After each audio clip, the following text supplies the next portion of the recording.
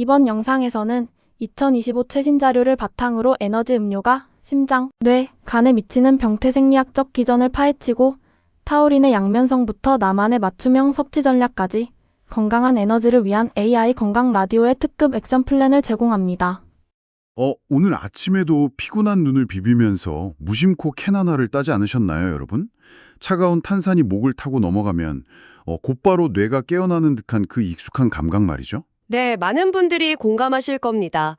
보통 우리는 이 음료를 단순한 피로회복제나 기분 전환용 탄산음료쯤으로 생각하거든요. 맞아요. 하지만 오늘 우리가 다룰 자료들을 보면 그 달콤한 액체의 정체는 고도로 정제되고 치밀하게 설계된 양리학적 칵테일입니다. 자, 한번 파헤쳐볼까요? 좋습니다. 오늘 우리가 분석할 이번 자료들의 깊이와 범위가 상당합니다. 단순히 인터넷에 떠도는 건강 정보가 아니죠. 네, 출처가 아주 확실하잖아요. 그렇죠. 미국 식품의약국 FDA와 유럽식품안전청 EFSA의 2024년 그리고 2025년 최신 진료 지침부터 시작합니다. 거기에 세계적인 의학 연구 논문들, 또 이 음료가 어떻게 진화해 왔는지 보여주는 역사적 기록과 최신 임상시험 결과까지 아우르고 있습니다. 그냥 카페인이 얼마나 들었나 따지는 수준이 아니라는 거네요? 맞습니다. 오늘의 우리의 미션은 단순한 카페인 함량 분석을 넘어서는 겁니다.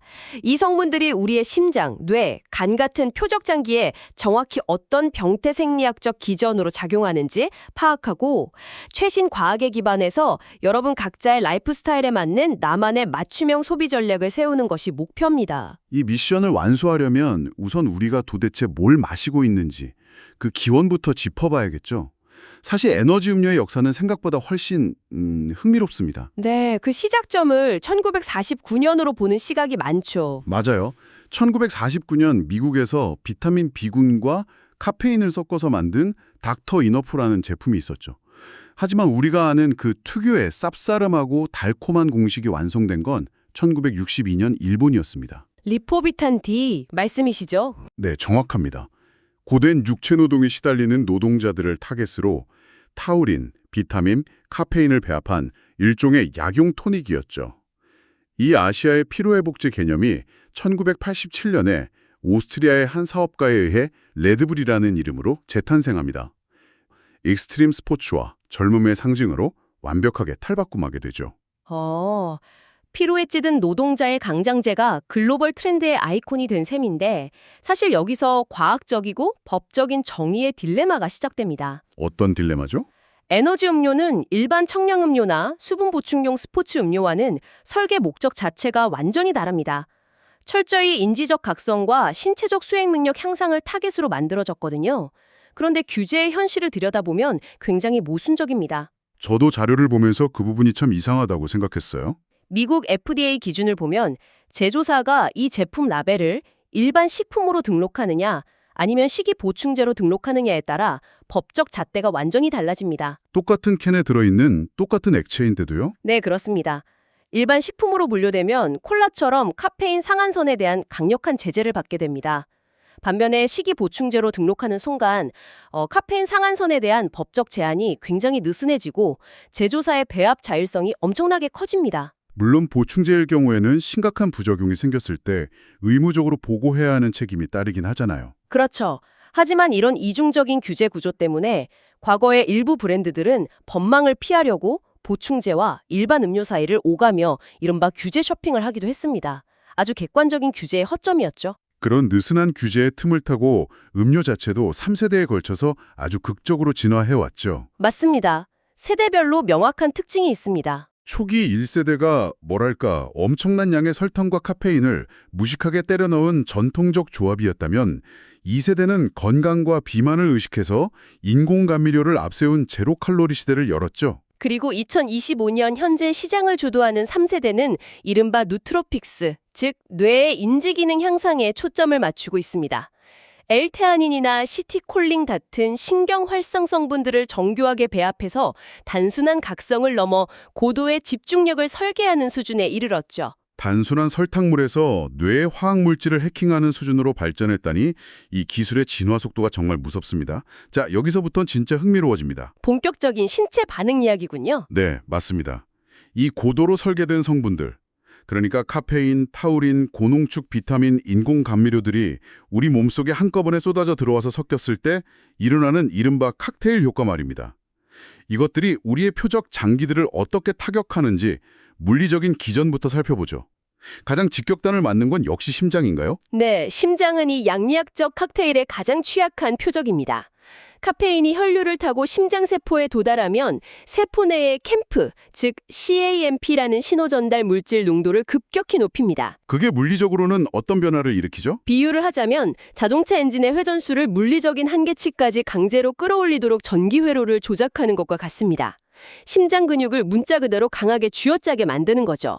듣기만 해도 심장에 무리가 갈 것 같네요. 게다가 여기에 타우린과 다른 성분들이 결합하면 심전도상에서 QTC 간격이라는 것을 비정상적으로 길게 늘어뜨립니다. 이 QTC 간격 연장이라는 개념, 조금 더 일상 언어로 번역을 해볼까요?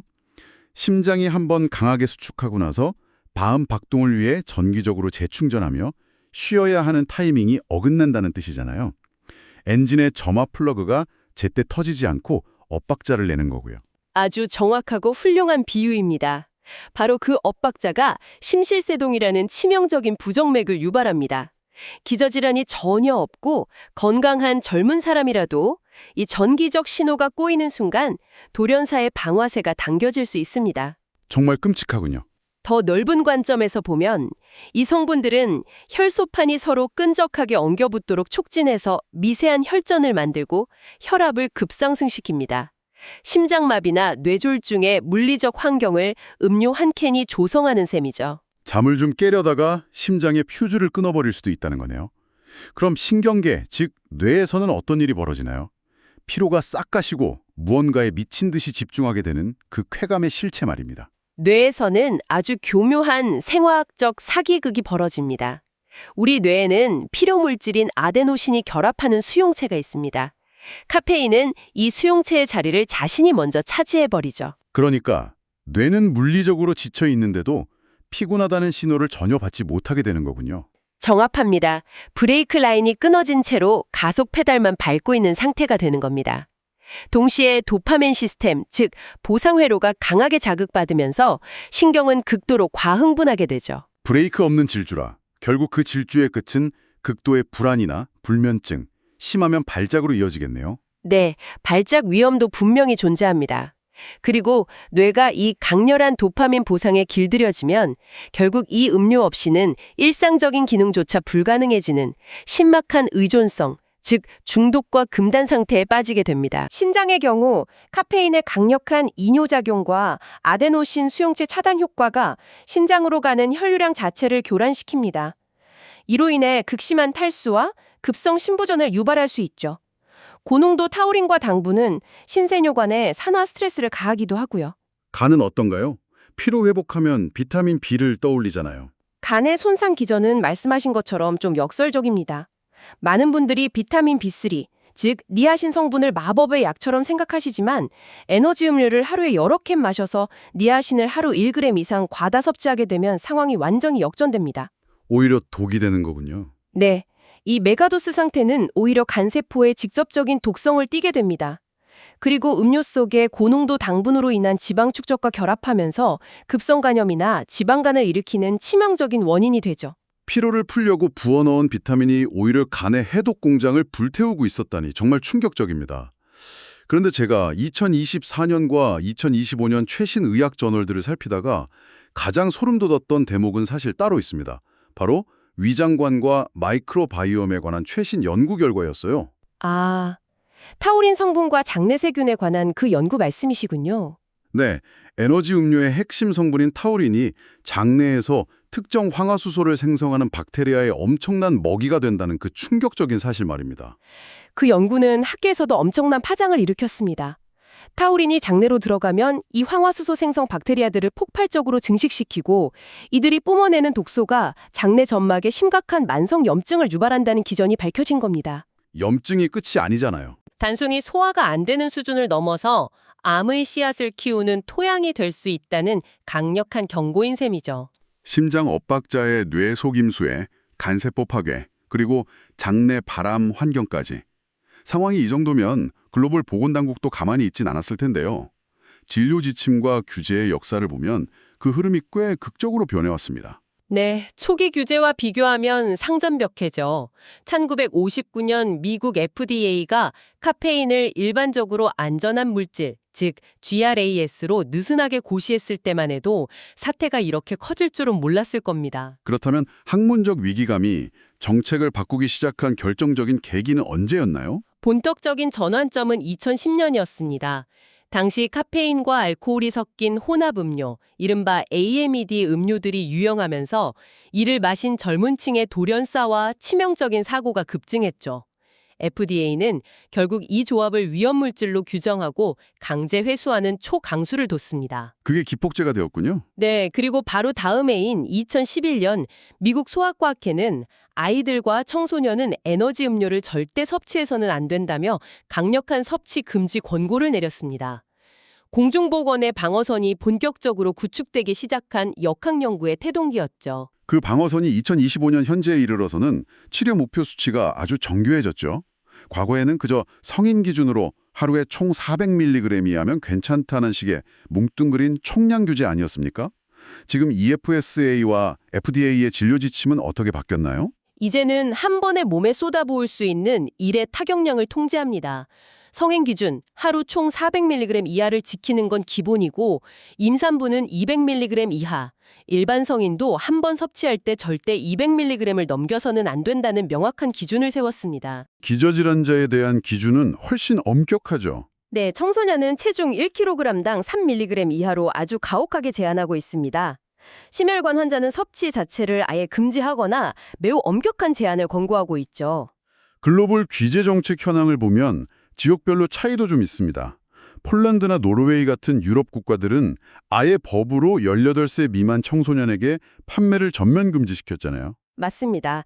대한민국 역시 학교 주변 어린이 식품 안정 보호구역 내 판매를 엄격히 제한하고 고카페인 함유 표시를 의무화했습니다. 2025년 현재 청소년 비만과 만성질환 개방을 위해 당뇨 저감화 캠페인과 고카페인 섭취 제한을 동시에 적극적으로 추진하고 있죠. 그렇다면 이 모든 게 우리에게 어떤 의미일까요? 이렇게 철저하게 규제하는데도 이 산업은 계속 진화하고 있고 최신 연구들은 우리에게 아주 혼란스러운 딜레마를 안겨주고 있습니다. 아까 우리가 대장암 위험을 높인다고 했던 그 타우린 성분 기억하시죠? 네, 2024년 장내 마이크로바이옴 연구였죠. 그런데 놀랍게도 2023년 최고 권위의 과학 저널인 사이언스지에는 완전히 상반된 연구가 실렸습니다. 타우린이 동물 모델에서 수명을 무려 10에서 12%나 연장시키는 강력한 항노화 효과가 있다는 결과였어요. 바로 그 지점이 현재 학계가 직면한 가장 거대한 딜레마이자 주요 중심 연구 주제입니다. 생명을 연장하는 불로초인가 아니면 장내 발암을 촉진하는 독인가. 성분 자체가 가진 이 양면성 때문에 완벽한 치료 목표 기준을 설정하는 것이 매우 난해해졌습니다. 에리스트리톨 같은 인공 감미료 문제도 빼놓을 수 없죠. 건강해지려고 설탕 대신 제로를 마셨는데 네이처지 최신 연구에 따르면 이 에리스트리톨이 아까 언급했던 혈소판 응집을 촉진해서 오히려 심혈관 질환 위험을 높인다고 하잖아요. 네, 무설탕 에너지 음료의 두 얼굴이죠. 소비자로서는 정말 난감한 상황입니다.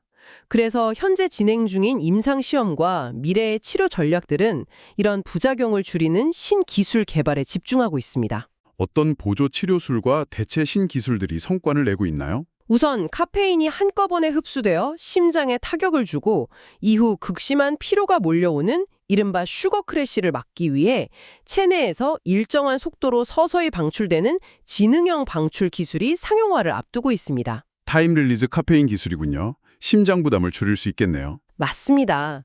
그리고 심혈관에 물리적인 무리를 주지 않으면서도 각성 효과를 내는 천연 망고잎 추출물인 자이나마이트 같은 대체제 연구도 아주 활발합니다. 어댑토젠 시너지도 주목받고 있죠? 네, 무엇보다 신경 과흥분과 불안감을 상쇄하기 위해 여러 식물성 적응원, 즉 어댑토젠을 정교하게 쌓아 올리는 어댑토젠 스태킹 포뮬라가 사상 임상 시험에서 꽤 긍정적인 데이터를 보여주고 있습니다. 자극만 주는 게 아니라 신체의 밸런스를 유지하는 방향으로 패러다임이 전환되고 있는 겁니다. 정말 기대되는 기술들이네요. 그렇다면 이런 지식들을 매일같이 피로와 싸우며 음료를 마시는 여러분의 일상에 어떻게 적용해야 할까요? 여기서 생활 양식과의 상호작용을 반드시 짚고 넘어가야 합니다. 특히 흡연과 음주가 미치는 치명적인 영향 말입니다. 흡연과 에너지 음료의 조합은 최악의 쳇바퀴입니다. 담배를 피우면 간에서 CYP1A2라는 특정 효소가 강력하게 유도됩니다. 이 효소는 체내에 들어온 카페인을 분해하는 공장 역할을 하죠. 그러니까 흡연자는 비흡연자보다 카페인이 훨씬 빨리 몸 밖으로 빠져나간다는 거군요. 그렇습니다. 각성 효과가 금방 사라지니까 피로를 느끼고 또다시 에너지 음료를 찾게 되는 악순환에 빠집니다. 그런데 진짜 위험한 건 금연을 시도할 때 발생합니다. 금연을 하면 간의 효소 활성도가 갑자기 정상으로 뚝 떨어지잖아요. 네. 그런데 뇌는 예전 습관대로 대량의 에너지 음료를 요구하죠. 이때 분해되지 못한 카페인이 체내에 폭발적으로 쌓여서 급격한 카페인 독성을 유발할 수 있습니다. 흡연자분들은 금연하실 때 에너지 음료 섭취량도 반드시 조절하셔야겠네요. 그럼 알코올과 혼합해서 마시는 건 왜 그렇게 위험한가요? 진정제인 알코올과 각성제인 카페인이 만나면 우리 몸은 이른바 각성된 만취 상태가 됩니다.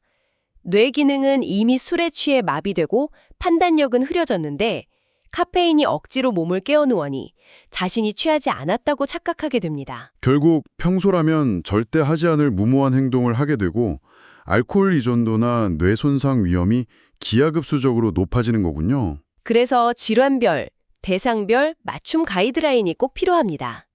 심혈관 질환자분들은 어떻게 해야 합니까? 심혈관 질환자나 고혈압 환자분들은 절대 섭취 금지입니다. 필요하다면 카페인이 없는 허브차를 권장합니다.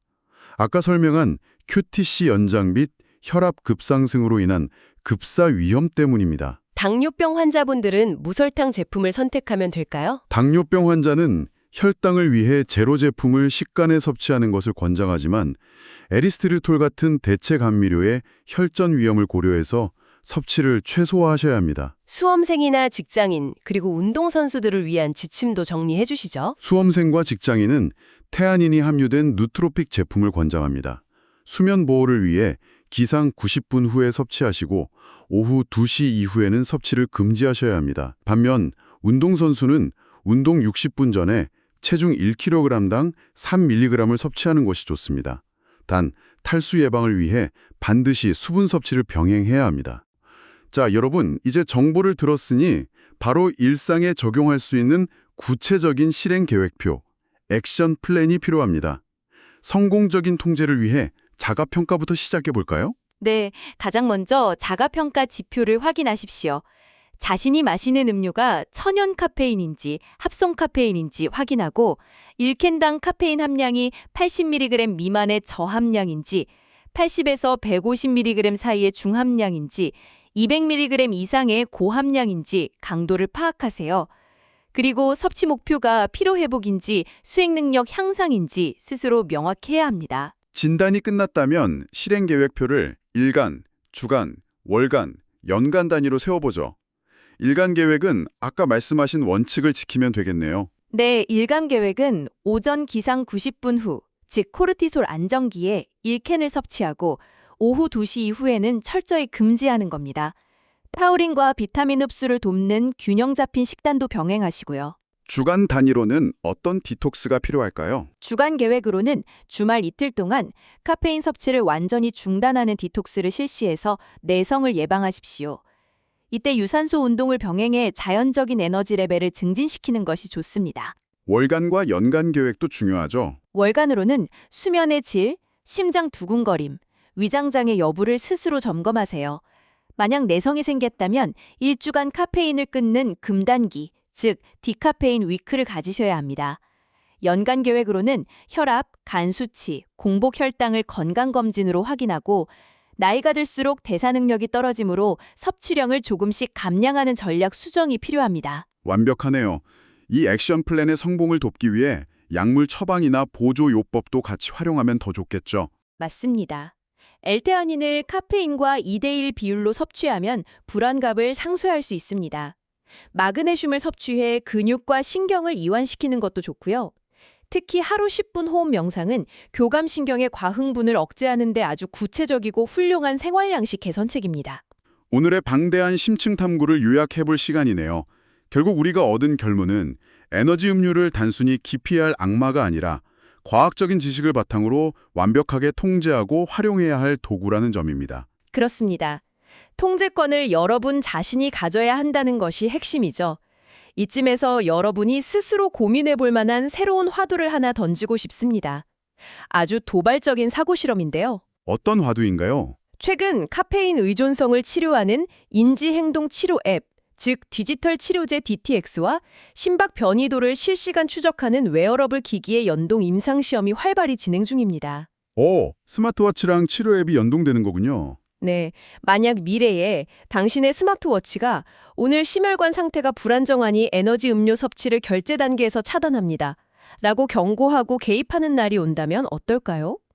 우리는 인간의 일상적인 피로회복과 선택권조차 인공지능 알고리즘에 온전히 맡기게 되는 것일까요? 와, 내 피로를 통제할 권리조차 인공지능이 빼앗길 수 있다니 정말 서늘하면서도 많은 생각을 하게 만드는 질문이네요. 기술의 보호일까요? 아니면 통제일까요? 여러분은 어느 쪽을 선택하시겠습니까? 오늘 우리는 에너지 음료의 과학적 진화부터 몸속 표적장기의 병태 생리, 그리고 개인 맞춤형 실행 계획까지 정말 모든 것을 파헤쳐 보았습니다. 이 지식들이 여러분의 일상적인 건강 증진에 큰 도움이 되길 바랍니다. 하지만 잊지 마세요. 여러분 삶의 진정한 에너지는 캔 속의 액체가 아니라 충분한 수면과 건강한 대사에서 온다는 사실을요. 그럼 우리는 다음 심층 탐구 시간에서 또 다른 흥미로운 주제로 다시 찾아뵙겠습니다. 건강한 하루 보내세요, 여러분.